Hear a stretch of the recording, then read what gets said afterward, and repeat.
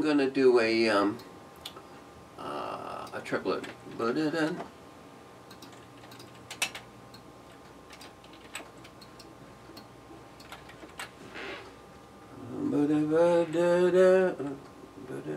this is a G sharp. Okay, so here's back to that B flat part.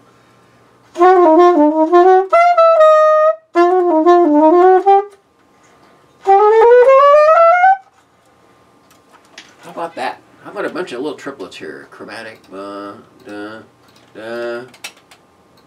This is going to take me up to the top. Let me see how far I go here. It might be the top of the range of the alto. So those little palm keys will be working.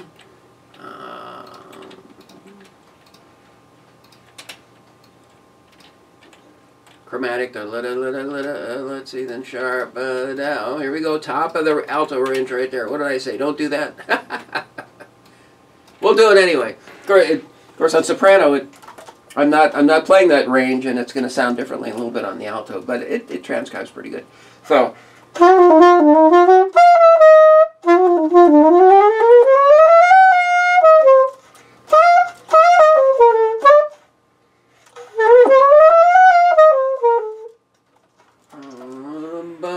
I'm going to run down the chord here, G, F, and a little passing note here.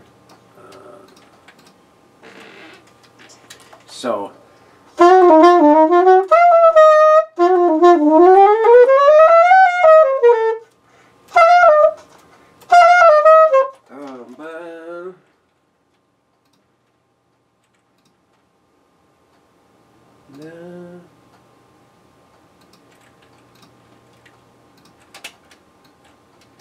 So here's a little, whoops, not triplet. This is going to be an F natural. So let me see what this line is. So I'm going to start back here at this B flat part. That's B flat tonality there.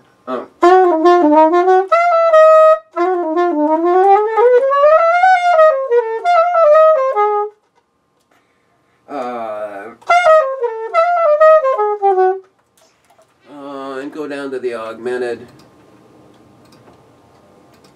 There's the augmented fifth. So kind of highlight that. And so I'm coming up to the turnaround over here. Let me move this over here. Oop. I went too far. Where'd I go? Come back. There we go. Let me move it over a little bit here. So I've done the B flat part and I'm back to the F here.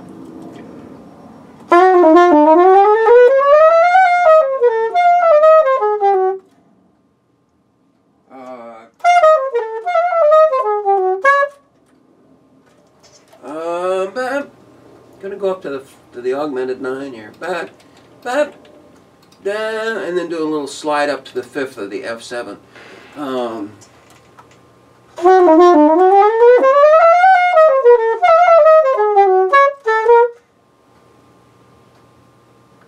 Let's see. Oh, I'll do a bunch of quarter note triplets here. I like these. They give a lot of movement.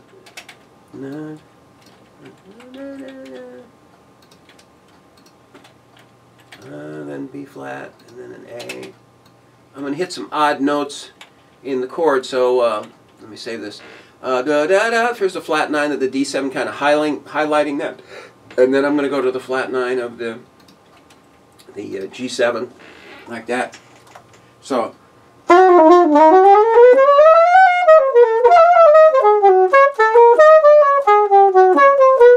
Oh, that's a nice one. Yee-haw! I love this. So this is all going down to little flat 9s. And I've never done this before. So I have no idea where this stuff comes from. Da-da-da. There you go. Now, generally what I would probably do is write another, one chorus of Sax Soli is never enough. It's coming from a saxophone player. So I'd probably do 2. I'll only do 1 now because for a lot of you, this is like watching grass grow, I'm sure, But here's the line. I'll have to move it. So let me get you back in the F here a little bit. So,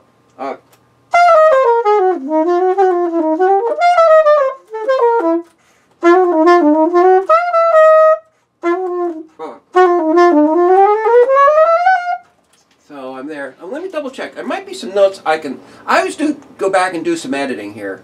I'm looking at this line. I'm wondering if there's something I could do.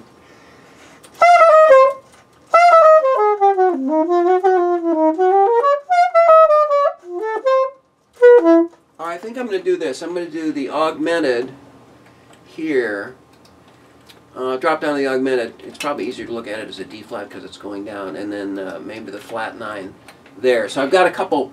Look at the notes I got of the F7, and again, the notes don't matter. It's just a melodic line. They just, you know, a good line has interesting notes to it. Again, if you're going to write jazz, you really need to try and play it. And you know, again, those of us who play, and I'm not an incredible jazz player, but those of us who play it, you know, we channel all the people that we worked with over the years. There's a little Oscar Peterson in here. There's a little Joe Pass in here. There's a little Sidney Bechet in here, and I mean, there's all these people that I just have adored all these years.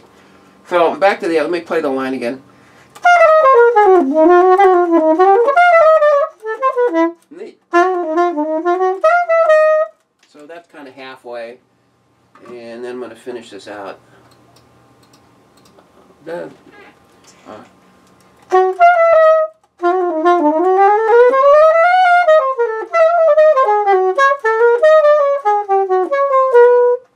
So that's a really kind of a fun line, and look at all the different rhythmic variations in this. I mean, you've got your eighth notes, which is so standard in jazz, kind of a little turn thing. You got your triplets, also standard in kind of bebop-y things.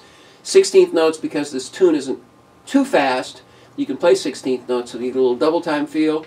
And then you got your quarter note triplets, and then you got like this is kind of a neat line. And I always, if I do a unison or what do you say, a chromatic or a line like this, I try and keep it somewhat chromatic because the inner parts are going to be chromatic. If you start getting funny with all kinds of funny notes in the middle of this, which people will have to practice, which is okay, then it gets a little confusing. So I've got this. This just goes chromatically all the way up through here, and then jumps down here. So you got eighth note, 16ths, and then quarter note triplets. So you got a lot of different rhythmic variations. And also the other thing is, for a good soli, and this is what a lot of people forget about, it's like a good solo. A bad solo is if you're playing, you know,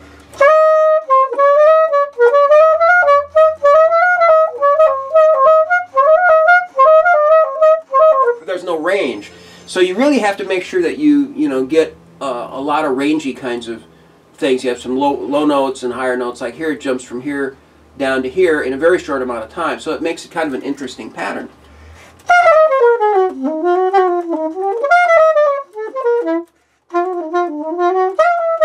You know, here's like a jump of a seventh. Of course, you can get really analytical, and it's not about that. This is just stuff that comes out of the horn. And so this is a really nice start for a sax soli. And then there's a variety of different things that you can do with it. And I'll make on the next video, I'll make a list of, you can voice this out, but there's other things you can do. You can do unisons, you can do counterpoints, you can do a series of like Brecker Brothers kind of fourths kind of sound to it, or counterpoint, and that should all be things that are in a saxophone soli. A lot of guys just voice it straight out. I've done that for years too. Or you can go through and there's different ways to voice it out. You can voice it out like the Count Basie band, which is one way. Thad would voice it out, you know, completely differently. I mean, everybody comes at it a whole variety of different ways. It's all correct. I have a bunch of things I do, and I'll show you those on the next video. So here we've created the line, and it's a really cool line. I kind of like this. This will be kind of fun to play. This would work if it was a soprano lead, but it'll also work as an alto lead because it's definitely in the range. It's going to be a little high, but we'll see how it comes out in the end. Okay? On to the next video, whatever that may be.